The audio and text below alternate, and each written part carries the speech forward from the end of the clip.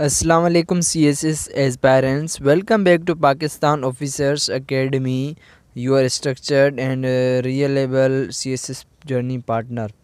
दोस्तों, पिछले लेक्चर्स में हमने प्रेसिव राइटिंग को डीपली कवर किया, even advance level past paper example solve किए। अगर आपने लेक्चर 18 या 19 मिस किया है तो उनका लिंक डिस्क्रिप्शन में दिया गया है, ज़रूर देखें क्योंकि वो दोनों लेक्चर्स आपकी समराइजेशन और एनालिटिकल स्किल्स को नेक्स्ट लेवल तक ले जाते हैं। आज हम CSS इंग्लिश कंपोजिशन की फाउंडेशन पर बात करने जा रहे हैं। लेक्चर नंबर 20 है हमारा ग्रामर बेसिक्स, जिसमें हम कवर करेंगे tenses and parts of speech. CSS aspirants का सबसे बड़ा इशू होता है ग्रामर क्लियरिटी, और जब ग्रामर वीक हो तो कॉम्प्रिहेंजन, फ्रेसी, करेक्शन, इवन एसे राइटिंग सब इफ़ेक्टेड होते हैं। इस लेक्चर में हम ग्रामर के वो एसेंशियल पिलर्स कवर करेंगे जो CSS इंग्लिश पेपर में रिपीटेडली टेस्ट किए जाते हैं। Let's begin this essential foundation building class.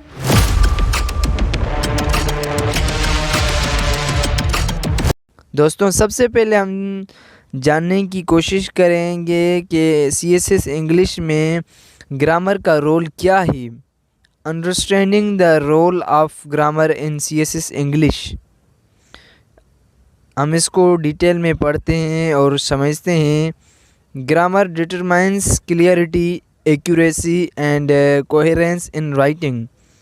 देखो दोस्तों, ग्रामर राइटिंग की बैकबोन होती है। अगर ग्रामर स्ट्रॉन्ग हो तो सेंटेंस क्लियर होता है, मीनिंग एक्यूरेट होता है और आइडियाज़ लॉजिकली एक दूसरे से कनेक्ट होते हैं। वीक ग्रामर की वजह से अच्छी सोच भी कंफ्यूज हो जाती है। अब अगली लाइन है, in CSS papers weak grammar leads to loss of marks in precis, comprehension, correction, translation and even essay. या राइटर CSS एग्ज़ाम्स का प्रैक्टिकल एस्पेक्ट एक्सप्लेन कर रहा है।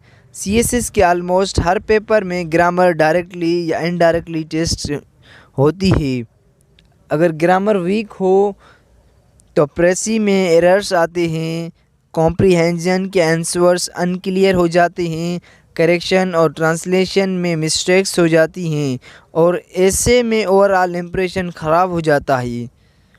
अब अगली लाइन है, a strong grammar base helps you right error free sentences. इस line का मतलब ये है कि जब ग्रामर स्ट्रॉन्ग होती है तो आप नेचुरली करेक्ट सेंटेंसेस लिखते हो। Tenses, subject, verb, agreement, articles और प्रीपोजिशन सब बैलेंस्ड होते हैं। इससे एग्जामिनर को आपकी राइटिंग कॉन्फिडेंट और मैच्योर लगती है। अब अगली लाइन है, and convey ideas with precision. और आखिर में ये बात क्लियर की जा रही है कि ग्रामर सिर्फ रूल्स का नाम नहीं बल्कि आइडियाज़ को एक्यूरेटली कन्वे करने का टूल है। जब ग्रामर ठीक होती है तो आप जो कहना चाहते हो वो बिल्कुल वही मीनिंग के साथ रीडर तक पहुंचता है, ना ज़्यादा ना कम। इसीलिए CSS इंग्लिश में ग्रामर को इग्नोर करना मार्क्स को खुद से लूज़ करना है। स्ट्रॉन्ग ग्रामर तो clear expression and better scores होते हैं।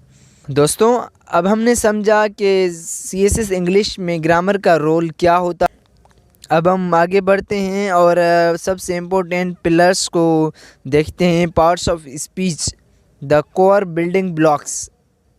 अब हम इसको डिटेल में पढ़ते हैं और समझने की कोशिश करते हैं। The 8 parts of speech form the structure of English language.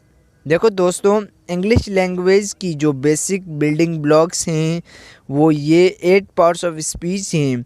जैसे किसी बिल्डिंग्स के लिए ब्रिक्स ज़रूरी होती हैं, वैसे ही सेंटेंस बनाने के लिए पार्ट्स ऑफ स्पीच ज़रूरी होते हैं। इनके बगैर ना सेंटेंस कंप्लीट होता है और ना ही मीनिंग क्लियर होती है। अब अगली लाइन है, understanding their function helps you construct logical, clear and grammatically sound sentences. यहाँ बताया जा रहा है कि जब आप पार्ट्स ऑफ स्पीच का फंक्शन समझ लेते हो तो आप लॉजिकली करेक्ट और ग्रामेटिकली स्ट्रॉन्ग सेंटेंसेस बना सकते हो। आपको पता होता है कि नाउन कहाँ यूज़ करना है, वर्ब का रोल क्या है और एडजेक्टिव या एडवर्ब सेंटेंस को कैसे इम्प्रूव करता है। अब अगली लाइन है, each part of speech provides a different function with in a sentence. इस लाइन का मतलब ये है कि हर पार्ट ऑफ स्पीच का अपना स्पेसिफिक काम होता है। कोई चीज़ का नाम बताता है, कोई एक्शन शो करता है, कोई क्वालिटी डिस्क्राइब करता है और कोई रिलेशनशिप शो करता है। हर पार्ट अपनी जगह इम्पोर्टेंट है और किसी को इग्नोर नहीं किया जा सकता। अब अगली लाइन है, एंड कंट्रीब्यूट्स टू मीनिंग। और आखिरी बात यह है कि हर पार्ट ऑफ स्पीच सेंटेंस के मीनिंग को कंप्लीट करता है। अगर कोई एक पार्ट भी गलत हो जाए तो सेंटेंस का मीनिंग कंफ्यूज हो जाता है या बिल्कुल चेंज हो सकता है। इसीलिए पार्ट्स ऑफ स्पीच का स्ट्रॉन्ग ग्रिप होना सीएसएस इंग्लिश के लिए बहुत ज़रूरी है। इसी बेस पर आगे चलकर आप ग्रामर, करेक्शन, प्रेसी और ऐसे में स्ट्रॉन्ग परफॉर्मेंस दे सकते हो। दोस्तों, अब हमने इसको पार्ट्स ऑफ स्पीच को बिल्डिंग ब्लॉक्स क्यों कहा जाता है इसको हमने समझा, डिटेल में कवर किया। और अब हम आगे बढ़ते हैं और इन पार्ट्स ऑफ स्पीच के 8 पार्ट्स को डिटेल में पढ़ते हैं, जिसमें सबसे पहले है नाउन, प्रोनाउन एंड एडजेक्टिव हो। Noun, pronoun and adjective identifying की सेंटेंस एलिमेंट्स। इसको हम डिटेल में पढ़ते हैं और समझने की कोशिश करते हैं। नाउन्स नेम पीपल, प्लेसेस और कॉन्सेप्ट्स को दोस्तों, नाउन्स सेंटेंस का सबसे बेसिक और इम्पोर्टेंट पार्ट होता है। नाउन किसी भी चीज़ का नाम होता है, चाहे वो पर्सन हो, प्लेस हो, ऑब्जेक्ट हो या कोई एब्स्ट्रैक्ट कॉन्सेप्ट हो, जैसे स्टूडेंट, पाकिस्तान, बुक, फ्रीडम। ये सब नाउन्स हैं। सेंटेंस का सब्जेक्ट और ऑब्जेक्ट अक्सर नाउन ही होता है। इसीलिए नाउन को आइडेंटिफाई करना ग्रामर समझने का पहला स्टेप होता है। अब अगला है pronoun. Pronouns replace nouns to avoid repetition. यहाँ प्रोनाउन का रोल समझाया गया है। प्रोनाउन नाउन की जगह यूज़ होता है ताकि सेंटेंस रिपीटेटिव और बोरिंग ना लगे। अगर हम बार बार नाउन रिपीट करें तो सेंटेंस ऑकवर्ड हो जाता है। इसीलिए हम he, she, it, they, this, that जैसे प्रोनाउंस यूज़ करते हैं। प्रोनाउंस राइटिंग को स्मूथ और नेचुरल बनाते हैं। अब adjectives modify nouns and pronouns by adding descriptive information. अब एडजेक्टिव की बात हो रही है। एडजेक्टिव नाउन या प्रोनाउन को डिस्क्राइब करता है, जैसे साइज, कलर, क्वालिटी, क्वांटिटी या nature. For example, intelligent student, beautiful city, strong argument. Adjectives sentence को क्लियर और मीनिंगफुल बनाते हैं और रीडर को बेटर पिक्चर देते हैं। अगली लाइन है, recognising these helps improve sentence structure and avoid ambiguity. इस फाइनल लाइन में ओवरऑल इम्पोर्टेंस एक्सप्लेन की गई है। अगर आप नाउन, प्रोनाउन और एडजेक्टिव को सही तरह रिकॉग्नाइज कर लें तो आपकी सेंटेंस स्ट्रक्चर स्ट्रॉन्ग हो जाती है, कन्फ्यूजन और एम्बिग्यूटी कम होती है और आप ज़्यादा क्लियर, ग्रामेटिकली करेक्ट सेंटेंसेस लिख पाते हो। सीएसएस एग्ज़ाम्स में ये स्किल बहुत ज़रूरी होती है, चाहे प्रेसी हो, ऐसे हो या ग्रामर का कोई भी क्वेश्चन हो। दोस्तों, अब हमने देखा नाउन, प्रोनाउन एंड एडजेक्टिव का रोल सीएसएस इंग्लिश में क्या होता है। अब हम आगे बढ़ते हैं और देखते हैं verb, adverb and their critical role in meaning. सबसे पहले थोड़ा ओवरव्यू समझ लेते हैं। वर्ब और एडवर्ब सेंटेंस का डायनामिक हिस्सा होते हैं। ये बताते हैं कि काम हो क्या रहा है, कैसे हो रहा है, कब हो रहा है और किस इंटेंसिटी में हो रहा है। CSS इंग्लिश में अगर वर्ब्स और एडवर्ब्स का यूज़ वीक हो तो सेंटेंस का मीनिंग व्यूज या इनकरेक्ट हो जाता है। अब हम इसको लाइन बाय लाइन समझते हैं। वर्ब्स एक्सप्रेस एक्शन और स्टेट ऑफ बीइंग। देखो दोस्तों, वर्ब सेंटेंस का हार्ट होता है। ये बताता है कि सब्जेक्ट क्या कर रहा है या किस स्टेट में है, जैसे रन, राइट, थिंक एक्शंस हैं, और is am are state of being show करते हैं। बिना वर्ब के सेंटेंस कंप्लीट ही नहीं होते। अब एडवर्ब्स हैं। एडवर्ब्स मॉडिफाई वर्ब्स, एडजेक्टिव्स और अदर एडवर्ब्स। यहाँ एडवर्ब का रोल एक्सप्लेन किया गया है। एडवर्ब बताता है कि एक्शन कैसे हुआ, कब हुआ, कितनी दफ़ा हुआ और या किस लेवल तक हुआ, जैसे क्विकली, स्लोली, वेरी, ऑफन। ये वर्ब के मीनिंग को क्लियर और प्रिसाइज बनाते हैं। अब अगली लाइन है, the correct use of verbs and adverbs ensures accurate expression of time, manner, degree and frequency all crucial for CSS writing tasks. इस लाइन का मतलब ये है कि अगर वर्ब और एडवर्ब सही जगह और सही फॉर्म में यूज़ हों तो सेंटेंस बिल्कुल क्लियर हो जाता है। जैसे टाइम यानी कब, मैनर यानी कैसे, डिग्री यानी कितना और फ्रीक्वेंसी यानी कितनी बार, सब एक्यूरेटली एक्सप्रेस होते हैं। CSS के प्रेसी, ऐसे और कॉम्प्रीहेंजन में ये चीज़ें एग्जामिनर बहुत नोटिस करता है। इसीलिए वर्ब्स और एडवर्ब्स का करेक्ट और बैलेंस यूज़ बहुत ज़रूरी है। अगर आप वर्ब्स और एडवर्ब्स को प्रॉपरली समझ लो तो आपकी राइटिंग ज़्यादा क्लियर, पावरफुल और प्रोफेशनल बन जाती है। दोस्तों, अब हमने देखा वर्ब्स और एडवर्ब्स का यूजेज इन CSS इंग्लिश में। अब हम आगे बढ़ते हैं और देखते हैं प्रीपोजिशंस एंड कंजक्शंस जो सेंटेंसेस को फ्लो करते हैं, सेंटेंसेस में फ्लो मेंटेन रखते हैं। अब हम इसको डिटेल में पढ़ते हैं और समझने की कोशिश करते हैं। Prepositions show relationship, time, place, direction. देखो दोस्तों, प्रीपोजिशंस का काम होता है कि सेंटेंस के अंदर रिलेशनशिप शो करना। ये बताती है कि कोई चीज़ कब हुई, टाइम कहाँ हुई, प्लेस ये किस डायरेक्शन में हुई, जैसे in, on, at, under, between, towards. अगर प्रीपोजिशंस गलत यूज़ हो जाती तो सेंटेंस का मीनिंग भी गलत हो जाता है। अब ये थी प्रीपोजिशंस और ये अब हैं conjunctions. Conjunctions connect words, phrases और क्लॉजेस। कंजक्शंस का रोल होता है कि सेंटेंस के डिफरेंट पार्ट्स को जोड़ना। ये वर्ड्स, फ्रेजेस या क्लॉजेस को कनेक्ट करती है, जैसे and, but, because, although, however. इनके बगैर राइटिंग डिसकनेक्टेड और ब्रोकन लगती है। CSS इंग्लिश में आइडियाज़ को लॉजिकली जोड़ना बहुत ज़रूरी होता है। अब अगली लाइन है, proper use of these elements create smooth, connected and coherent sentences essential for academic writing. यहाँ राइटर क्लियरली बता रहा है कि अगर प्रीपोजिशंस और कंजक्शंस सही यूज़ हों तो राइटिंग स्मूथ हो जाती है, आइडियाज़ नेचुरली फ़्लो करते हैं और सेंटेंसेस कोहेरेंट और प्रोफेशनल लगते हैं। एकेडमिक और CSS लेवल राइटिंग में ये चीज़ एग्जामिनर बहुत नोटिस करता है। इसीलिए इन एलिमेंट्स की प्रैक्टिस स्ट्रॉन्ग ग्रामर के लिए लाजमी है। इस तरह प्रीपोजिशंस और कंजक्शंस सही राइटिंग को सिर्फ करेक्ट ही नहीं बल्कि फ्लुएंट, लॉजिकल और एग्जामिनर फ्रेंडली बनाते हैं। दोस्तों, अब तक हमने पार्ट्स ऑफ स्पीच को डिटेल में स्टडी किया।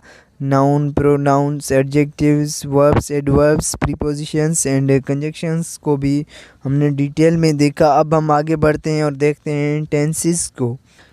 The backbone of sentence construction. सबसे पहले समझ लो कि टेंसेस सेंटेंस की बैकबोन क्यों कहलाते हैं। जिस तरह बिना बैकबोन के बॉडी स्टेबल नहीं होती, उसी तरह बिना सही टेंस के सेंटेंस क्लियर और लॉजिकल नहीं होता। CSS इंग्लिश में टेंस का रोल बहुत क्रिटिकल होता है। अब हम इसको डिटेल में पढ़ते हैं। Tenses indicate time of action. इस लाइन का मतलब ये है कि टेंस हमें बताता है कि एक्शन कब हुआ, प्रेजेंट में, पास्ट में या फ्यूचर में। रीडर को ये क्लियरिटी मिलती है कि इवेंट का टाइम फ्रेम क्या है। अगर टेंस गलत हो जाए तो मीनिंग भी कंफ्यूज हो जाती है। अब अगली लाइन है, in CSS writing tense consistency is extremely important to preserve clarity. यहाँ एम्फेसिस कंसिस्टेंसी पर है। CSS पेपर्स में अगर आप सेंटेंस के स्टार्ट में प्रेजेंट टेंस और एंड में पास्ट टेंस यूज़ कर देते हो तो एग्जामिनर को लगता है कि राइटिंग वीक है। कंसिस्टेंट टेंस के राइटिंग स्मूथ, लॉजिकल और प्रोफेशनल लगती है। अब अगली लाइन है, the 3 basic tenses present, past and future. इस लाइन में टेंसेस की बेसिक क्लासिफिकेशन बताई ही गई है। इंग्लिश लैंग्वेज के सारे टेंसेस इन 3 कैटेगरीज में आते हैं, प्रेजेंट, पास्ट एंड फ्यूचर। ये फाउंडेशन है जिस पर पूरा टेंस सिस्टम खड़ा होता है। अब अगली लाइन है, each have 4 forms, simple, continuous, perfect and perfect continuous. यहाँ टेंस सिस्टम थोड़ा डिटेल हो जाता है। हर बेसिक टेंस के 4 फॉर्म्स होते हैं, सिंपल जो जनरल एक्शन शो करता है, continuous ongoing action, perfect completed action और perfect continuous action over a period of time. इन फॉर्म्स को समझना CSS ग्रामर के लिए बहुत ज़रूरी। अब अगली लाइन है, mastering these prevents structural and logical errors. आखिरी लाइन का मतलब ये है कि अगर आप टेंसेस को प्रॉपरली मास्टर कर लेते हो तो सेंटेंसेस स्ट्रक्चरली स्ट्रॉन्ग हो जाते हैं और लॉजिकल मिस्टेक्स से भी बच जाते हो। ऐसे प्रेसी, कॉम्प्रिहेंशन और ट्रांसलेशन हर जगह करेक्ट टेंस यूज़ आपको एक्स्ट्रा एज देते हैं। इसीलिए टेंसेस को CSS इंग्लिश का बैकबोन कहा जाता है। अब हम देखते हैं common CSS grammars errors and how to avoid them. यहाँ हम ग्रामर के उन एरर्स की बात कर रहे हैं जो CSS स्टूडेंट्स अक्सर रिपीट करते हैं। ये छोटी छोटी मिस्टेक्स होती हैं लेकिन इनका इम्पैक्ट बहुत बड़ा होता है। प्रेसी, ऐसे, कॉम्प्रिहेंशन और ट्रांसलेशन सब जगह मार्क्स कट हो जाते हैं। अब हम इस पॉइंट को डिटेल से समझते हैं। Common issues include tense shift, misplaced modifiers. सबसे पहली कॉमन प्रॉब्लम होती है टेंस शिफ्ट, मतलब एक ही पैराग्राफ में बिना वजह प्रेजेंट से पास्ट या फ्यूचर में चले जाना। इससे क्लियरिटी डिस्टर्ब होती है। इस तरह मिसप्लेस्ड मॉडिफायर्स होते हैं जब डिस्क्रिप्टिव वर्ड्स गलत जगह लग जाते हैं और सेंटेंस का मीनिंग चेंज हो जाता है। अब अगली लाइन है, subject verb disagreement, incorrect prepositions.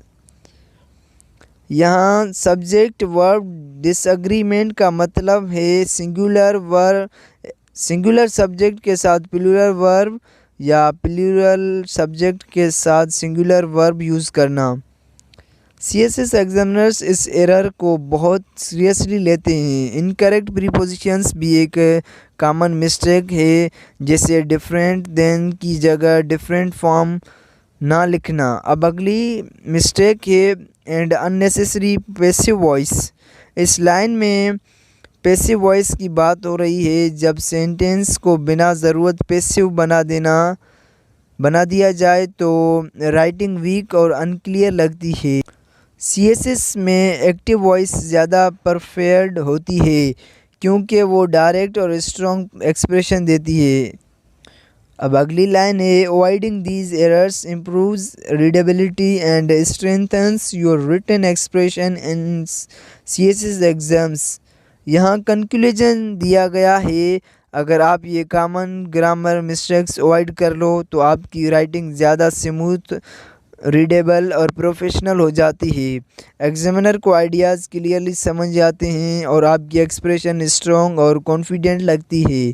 इसीलिए ग्रामर एरर से बचना सिर्फ करेक्शंस के लिए नहीं बल्कि हाई स्कोर्स के लिए भी बहुत ज़रूरी है। दोस्तों ये था हमारा lecture number 20 grammar basics tenses and parts of speech. आज हमने ग्रामर के वो पिलर्स डिस्कस किए जो CSS इंग्लिश पेपर्स के हर सेक्शन में डायरेक्टली टेस्ट होते हैं। अगर ग्रामर स्ट्रॉन्ग हो तो प्रेसी, comprehension, correction, letter writing, even ऐसे सब नेचुरली इम्प्रूव हो जाते हैं। अगर आप ग्रामर में वीक फील करते हो तो इस लेक्चर को 2-3 दफ़ा रिपीट करें, ये आपकी राइटिंग की फाउंडेशन को सॉलिड बना देगा। इंशाल्लाह नेक्स्ट लेक्चर में हम लेक्चर नंबर 21 में सेंटेंस करेक्शन टेक्निक्स स्टार्ट करेंगे, जहां आपको exam style error spotting, sentence fixing और ट्रिकली ग्रामर ट्रैप्स सॉल्व करना सिखाएंगे। चैनल सब्सक्राइब करें ताकि नेक्स्ट वीडियो तुरंत आप तक पहुंच जाए। कोई भी ग्रामर CSS इंग्लिश या प्रेसी के रिलेटेड क्वेश्चन हो तो कमेंट्स में पूछें, मैं ज़रूर रिप्लाई करूंगा। प्रीवियस लेक्चर का लिंक डिस्क्रिप्शन में दिया गया है, ज़रूर चेक करें। अल्लाह हाफिज़। Aspirants stay motivated and keep learning with Pakistan officers academy.